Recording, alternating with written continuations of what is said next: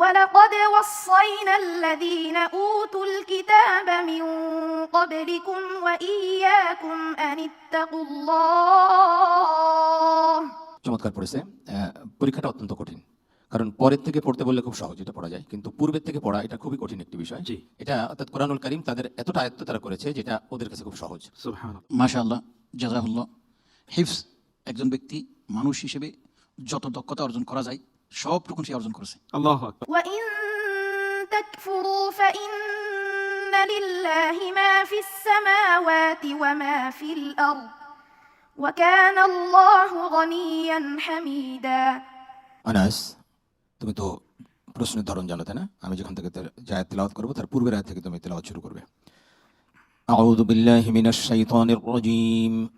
বিসমিল্লাহির রাহমানির রহিম। وإن يتفرقا يغني الله كلا من سعته وكان الله واسعا حكيما. أعوذ بالله من الشيطان الرجيم. بسم الله الرحمن الرحيم. ولن تستطيعوا أن تعدلوا بين النساء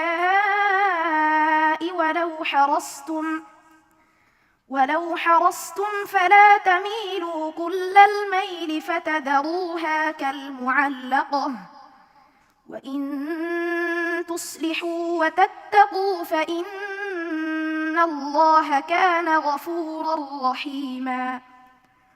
وإن يتفرقا يغن الله كلا من سعته وكان الله واسعا حكيما.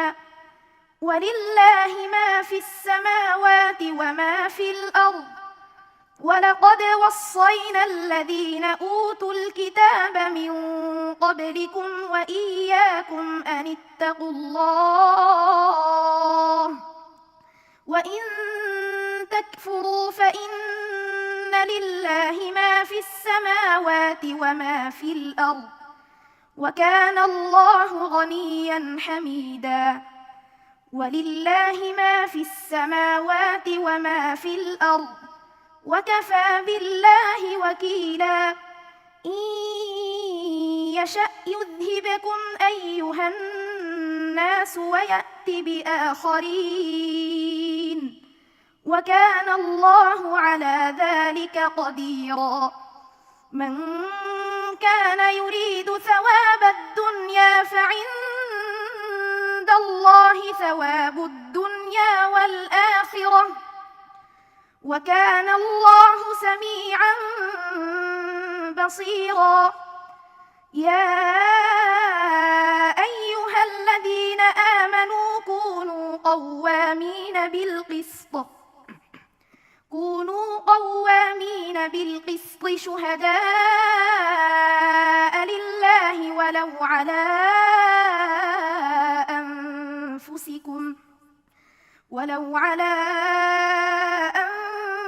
أنفسكم أو الوالدين والأقربين إن يكن غنيا أو فقيرا فالله أولى بهما فلا تتبعوا الهوى أن تعدلوا وإن تلووا أو تعرضوا فإن الله كان بما تعملون خبيرا. حسبك.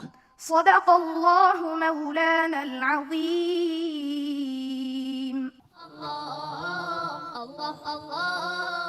মাশাআল্লাহ আনাস, অসাধারণ অসাধারণ। আমরা একটু বিচারিক প্যানেলের কাছে যাব। চমৎকার পড়েছে। পরীক্ষাটা অত্যন্ত কঠিন, কারণ পরের থেকে পড়তে বললে খুব সহজ, এটা পড়া যায়, কিন্তু পূর্বের থেকে পড়া এটা খুবই কঠিন একটি বিষয়। জি। এটা অর্থাৎ কোরআনুল কারীম তাদের এতটা আয়ত্ত তারা করেছে যেটা ওদের কাছে খুব সহজ। সুবহানাল্লাহ। তো আল্লাহ রাব্বুল আলামিন তোমাদেরকে অনেক বড় করুক। আমি একটা কথা বলি মাঝে মধ্যে, যে এদেরকে যদি প্রপারলি নার্সিং করা যায় এটা অনেক বড় কিছু হতে পারে। অনেক বড় আলেম, অনেক অনেক বড় আলেম, অনেক বড় দাড়ি। জি, অনেক বড় কিছু হতে পারে। তো এরা আসলে হারিয়ে যায় এক সময়। আমি এই জন্য বলি যে রাষ্ট্রের যারা দায়িত্বশীল অথবা সমাজের বড় বড় যারা আছে তারা এগিয়ে আসা দরকার। এই ট্যালেন্টগুলোকে সত্যিকার নার্সিং করা দরকার, যাতে তারা অনেক বড় কিছু হতে পারে, দেশ ও জাতির সম্পদে তারা পরিণত হতে পারে। ঠিক। আল্লাহ পাক তৌফিক দান করুন। আল্লাহুম্মা আমিন, জাযাকুমুল্লাহ খাইর। মাশাআল্লাহ, জাযাহুল্লাহ। হিফজ একজন ব্যক্তি মানুষ হিসেবে যত দক্ষতা অর্জন করা যায় সবটুকুন সে অর্জন করেছে। আল্লাহু আকবার। এর বাইরে আর কোনো প্রশংসা, এর বাইরে আর কোনো বলার কিছু নেই। আল্লাহ তাআলা আপনাকে উত্তম প্রতিদান দিন। জনাব, আমার মনে হয় যে আল্লাহ তাআলা ওরা খুব বেশি কোরআন শরীফ তেলাওয়াত করতেছে মানে 10 পারা 20 পারা রোজ তেলাওয়াত করছে, মানে রাতের পর রাত জেগে আল্লাহকে ডাকছে এবং তেলাওয়াত করছে, আল্লাহকে জিকির করে শোনাচ্ছে, উত্তম জিকির কোরআন। তো ওদের নজরকে আল্লাহ খুলে দিয়েছেন, দেখে পড়লে যেমন তার চেয়ে যেন আরো বেশি ভালো করে তারা পড়তে পারছে। তারা কতটা রহমত প্রাপ্ত হয়ে গেছে এটা আমি মাঝে মাঝে ভাবনা করি, এবং আমাদের ভাবা উচিত যে আমরাও কি চেষ্টা করলে পারি না যে আল্লাহ পাকের কাছাকাছি যে কোরআন আমাদের জন্য সহজ হয়ে যাক, সেরকম ভাবে চলতে, সেরকম ভাবে বলতে। আল্লাহ যেন এই ছেলেটাকে বাংলা না বিশ্ব মুসলিমের জন্য নিয়ামত হিসাবে কবুল মঞ্জুর করেন। আল্লাহুম্মা আমিন। আমরা একটা সংক্ষিপ্ত তাফসীর শুনবো। হাফেজ আনাস পবিত্র কোরআনুল কারীমের 4 নম্বর সূরা সূরা নিসার তেলাওয়াত করেছে। তার তেলাওয়াতকৃত আয়াতে কারিমার মধ্যে অনেকগুলো দিক নির্দেশনা আছে। একটা বার্তা এই, একাধিক স্ত্রী থাকলে তাদের মধ্যে ইনসাফ প্রতিষ্ঠা করার চেষ্টা করা, কোনো একজন স্ত্রী দিকে ঝুঁকে পড়া, অন্য স্ত্রীদের প্রতি ইনসাফ না করা, এর নিন্দা করা হয়েছে। তাকওয়া অবলম্বনের জন্য দিক নির্দেশনা দেওয়া হয়েছে। পূর্ববর্তী জাতির কথা উল্লেখ করে এই উম্মাহকে একটা কঠোর বার্তা দেওয়া হয়েছে যে আমি সবাইকে তাকওয়া অর্জনের নির্দেশ দিয়েছি, সুতরাং তোমরা তাকওয়া অবলম্বন করো। যারা শুধুমাত্র দুনিয়া চায় তাদেরকে আল্লাহ পাক কঠোর একটা বার্তা দিলেন যে আল্লাহর কাছে দুনিয়াও আছে, আখিরাতও আছে, সুতরাং তুমি যদি শুধুমাত্র দুনিয়া কামনা করো তোমাকে কিন্তু পস্তাতে হবে। সবচেয়ে গুরুত্বপূর্ণ যে মেসেজটি ছিল সেটা হচ্ছে ইনসাফ প্রতিষ্ঠা করার জন্য জোর তাকিদ দেওয়া হয়েছে। ইনসাফ প্রতিষ্ঠা করতে গিয়ে যদি নিজের বিরুদ্ধে যায়, পিতামাতার বিরুদ্ধে যায়, আত্মীয় স্বজনের বিরুদ্ধে যায়, কেউ ধনী হোক গরিব হোক, কোনো কিছুর পর নেই, আমাদেরকে ইনসাফ প্রতিষ্ঠা করতে হবে, এই দিক নির্দেশনা দেওয়া হয়েছে। আল্লাহুম্মা আমিন। ভাইয়া, তোমাকে রেখে একটু দর্শকদেরকে একটা হিলিং পয়েন্ট দিতে চাই। তাহলে অনেকেই আমাদেরকে বলেন যে কোরআন তেলাওয়াত করতে জানি না, পারি না, সময় পাই না। আমরা আপনাদেরকে বলবো তেলাওয়াত করতে পারেন না, কিন্তু তেলাওয়াতকে শোনারও সময় নেই আপনাদের। কোরআন তেলাওয়াত শুনুন, কারণ আল্লাহ তাআলা তো বলেছেন তেলাওয়াত শুনলে অন্তর নরম হয়, ঈমান বাড়ে এবং মুমিনদের অন্তরে প্রশান্তি তৈরি হয়। আপনাদের তো শান্তির প্রয়োজন আছে।